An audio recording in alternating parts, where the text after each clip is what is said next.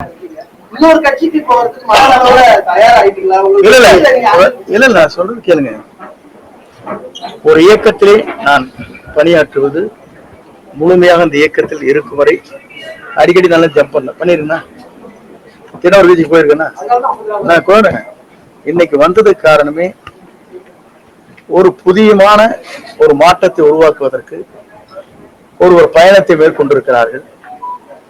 மக்கள் வரவேற்பு மாபெரும் வரவேற்பு. நீங்க பாக்குறீங்க டிவி காரர்கள் என்ன சொல்றாங்க சேனல்ல, எங்களுக்கு என்ன வந்துருக்கு சொல்றாங்க, 1 கோடி பேர் பாக்குறாங்க எங்க சேனலை.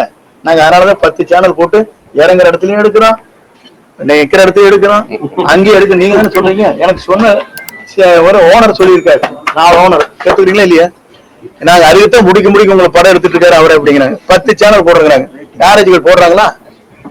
இறங்குற இடத்துல எடுக்கிறீங்க, ஹெலிகாப்டர் எடுக்கிறீங்க, ஓடர் கூட எடுக்கிறீங்க, அங்கே நிக்கிற போது எடுக்கிறீங்க, சுத்தி எதுக்காக எடுக்கிறீங்க?